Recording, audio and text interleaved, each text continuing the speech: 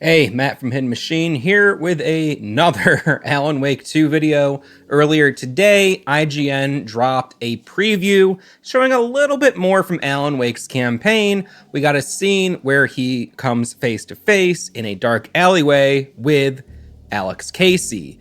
Now, in this scene, he mentions that he had previously met Casey on the set of the Mr. Door talk show, and we've seen some clips from that, so it's clear that we haven't seen like the full scene there, of the talk show and everything that scene entails. But also, this scene didn't really show us all that much. And it did and it didn't. So I guess what I'm getting at is I've had people tell me, oh, I can't wait to see your analysis video of this or that. And last time around with the new Saga Anderson footage, I didn't get to do a proper video, but I did make a post on our Patreon and over on Twitter, or X if you want to go with that nomenclature, just kind of going over some of the details I saw there, and you can check that out. I'll make sure that's linked so you can find it easily. But with these recent IGN gameplay preview videos, it's just hard to say all that much about it. I mean, what you see is kind of what you get here. I did notice a few things that I couldn't quite make out in the background, things that I was really interested in, things I wanted to read, but like a street sign here I couldn't make out. And then another street sign that I think says port, which, that could be a reference to the poem that Thomas Zane or the Bright Presence recites to Alan at the beginning of the first Alan Wake game. There was also a dumpster with a lot of text on it that I really couldn't make out, but it seems like there's a longer phrase here. Maybe it's the Mr. Scratch incantation that we've heard in the other previews. It's very hard to say. I mean, there's not a ton of hidden stuff in here, but there are a few things I noticed in this new gameplay footage that I think could be significant to people who are trying to figure stuff out. And now, if you are someone who's been avoiding some of these videos because you don't want to get too deep into spoilery stuff, well, this was like a 5-minute video, and I'm not going to be talking about anything too wild, anything we haven't already seen. Most of the environments in this video are places we've already seen in preview footage or trailers or concept art and screenshots. When they're showing the dark place, they're kind of showing the same little bit, the mission surrounding the Caldera Street Station, as a lot of what we're being shown as the general public. I do believe that behind closed doors, journalists have seen other parts of the game that are a little bit deeper into this mission, possibly. I have read some very interesting stuff about where this mission goes and some things you'll see, but I'm not going to get into that in this video. That information's out there if you want to find it. Videos are great, but if you are looking for some exclusive info on Alan Wake 2, I would strongly suggest reading up all of the print articles and articles online. There's a lot of gems in those articles that I feel kind of bad, like sniping and just putting into a video. So just putting that out there. So this clip basically shows Alan needing to obtain light from another light source, and then he uses his lamp to transport that light to another area so that he can use the lamp to shift reality there in the dark place and create the entrance to the Caldera Street Station that he needs. And this is a mechanic in the game. You take light from one place, transport it to another. It's a puzzle, it plays on all of the tropes we've seen throughout the first game and Alan Wake's American Nightmare with the light and the shifting reality and creating new things. So it's really putting that into practice. And then as he's on his way to find a source of light, he's confronted by Alex Casey, who is very much, giving big Max Payne vibes here.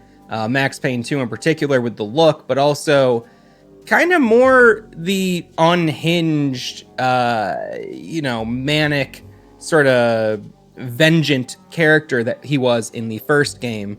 Although Alex Casey is a separate character, they are echoes of one another.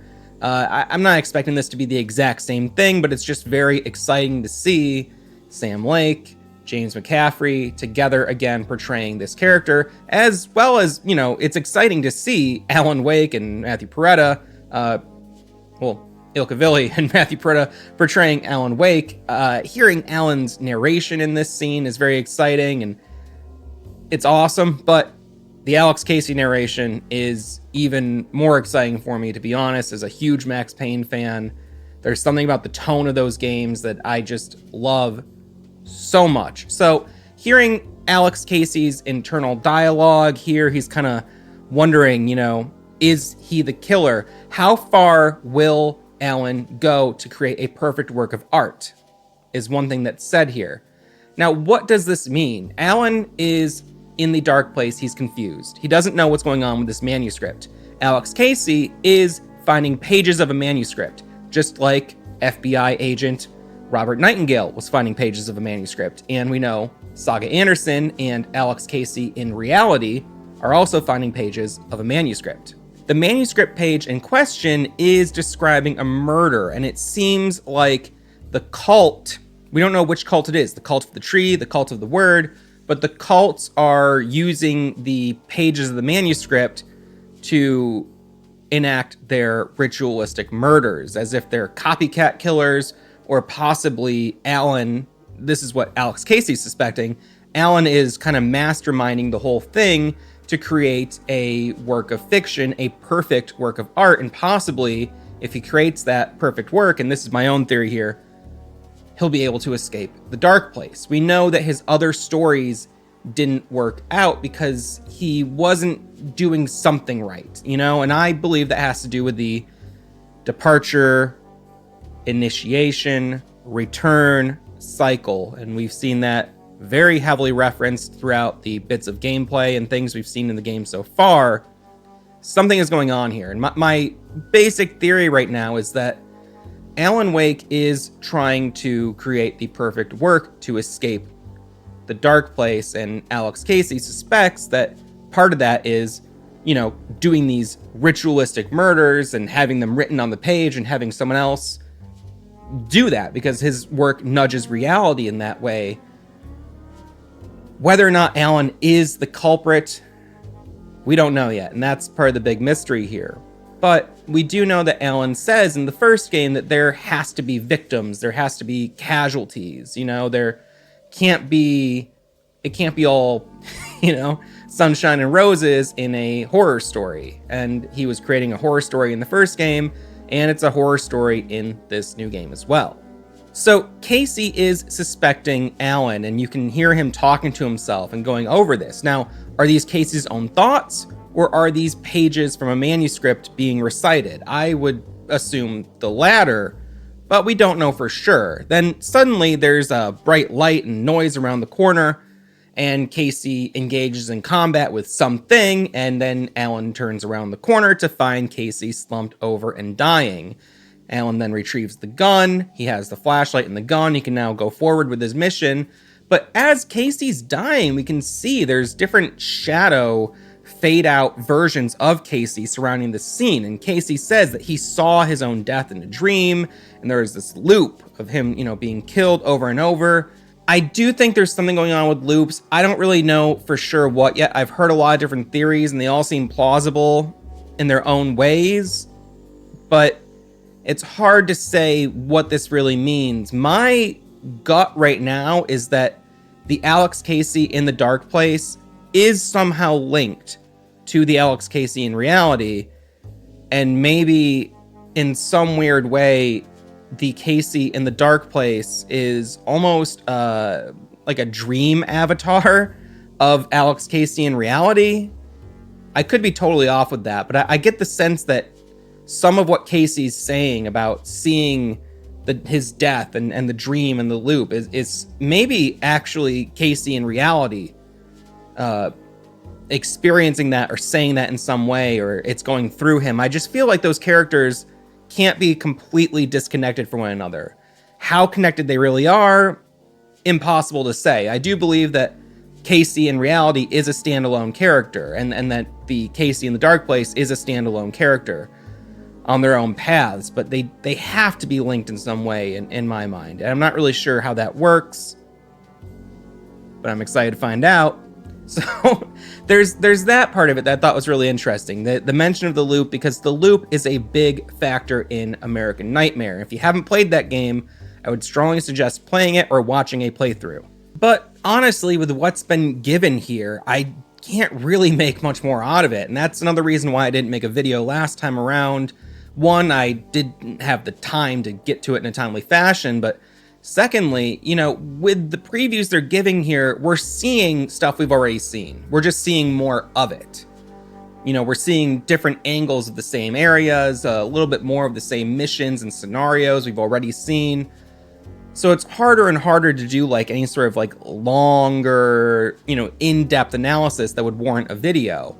So I don't want to say that I'm like done doing Alan Wake 2 content until the game is out, but unless they really release something that has some wild revelations that are really, you know, a big thing that I can really chew on, I might refrain from doing more videos on this topic, although I have plenty of other videos in the works right now that are going to be helpful for people, you know, leading up to the release of Alan Wake 2. Things about Max Payne, things about the RCU that I think will give players just a little bit more context that will be helpful when deciphering the mysteries of Alan Wake 2. One gameplay thing I wanted to mention is briefly in this scene, you can see Alan's flashlight swing across and illuminate this wall, and an arrow, a yellow arrow, similar to the yellow paint, the luminescent paint that was in the first game.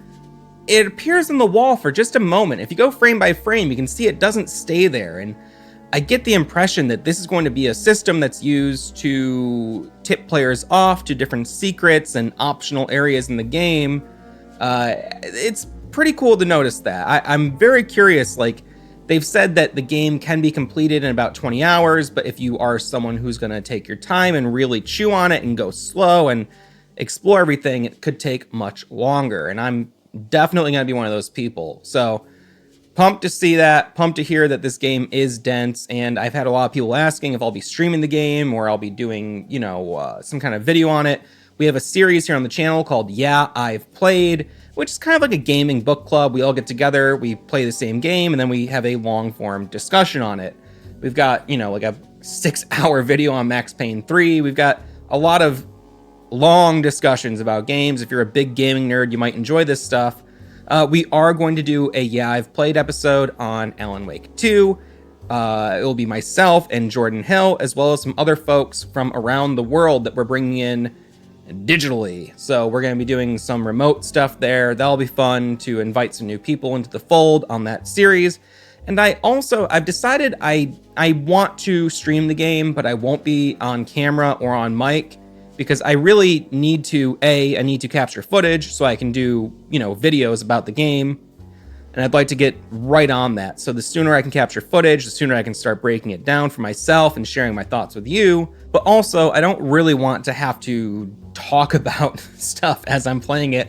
I want to be able to focus. But I've done a couple streams where I don't have the camera or the mic on. I just kind of share my gameplay, and people do seem to be interested in that sort of thing. So if you want to see that when it comes out, maybe you're someone who's not interested in playing it firsthand, or you're unable to for whatever reason, and you still want to see the game and experience it, I'll be streaming my entire playthrough here on the Hidden Machine channel. And, you know, I'm really looking forward to it. It's less than 40 days away now. I'm so pumped after seeing this Alex Casey footage. I can't wait to see more of Casey. Yes, Casey did die in this scene, but I have a strong belief that this is not the last we'll see of Alex Casey in the Dark Place, especially since he talked about being on this loop. Someone online, I think on the Alan Wake Discord, on the Remedy official Discord server, mentioned that Alex Casey's body slumped over reminded them of Rusty, the park ranger, being slumped over in the first game. There's so many echoes of Alan Wake and Max Payne 1 and 2 in these previews. If you haven't played those games yet, I do strongly suggest either watching a playthrough or playing them for yourself if you can. Max Payne 1 and 2 especially, there's going to be a lot there. And the next video I release will be going over a lot of that Max Payne stuff. So if you're someone who can't get into those games for whatever reason, They are hard to get running. I talk to people all the time who just can't get it working on their PCs, and Sony PlayStation players are out of luck entirely right now. But like I said, I'll have a long form analysis video very soon kind of discussing how Max Payne really set the tone for everything that came after it from Remedy. So I'm excited to get into that stuff. Max Payne is something I hold very dearly. Those games have such an incredible vibe. It's just so unique, and I'm really stoked to see how they handle the remakes in the Northlight engine. So that's another thing to look forward to. It's a great time to be a Remedy fan, honestly. So, not too meaty here this time around. I know sometimes I offer some deeper insights, but there's not a whole lot to say right now. I think we're kind of in a wait and see kind of period where I'm not sure how much more of the mystery they're going to kind of hint at right now. We're going to get, I would say we're going to see more of the game for sure. I don't know if what we'll see will be the same kind of significant info dumps that we've gotten in previous videos, but I could be surprised. Who knows? Again, if there are major updates, I'll be making a video about it for sure. But until then, I might just focus on other stuff around this. Also, we'll be making videos about other topics.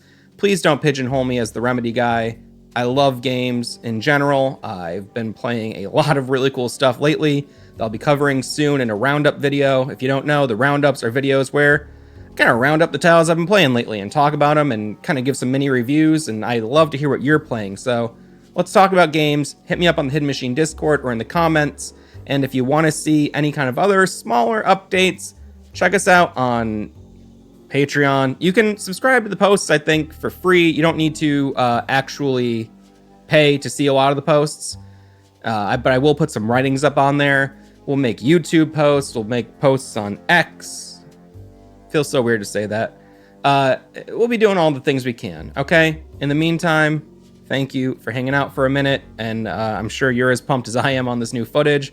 I watched it like 3 or 4 times. Even though not a ton was revealed, just seeing more of that world is very exciting. The sound design, the lighting, everything is really, really cool. I mean, there's a lot there. There's a lot there. I don't know what more to say, man. See ya.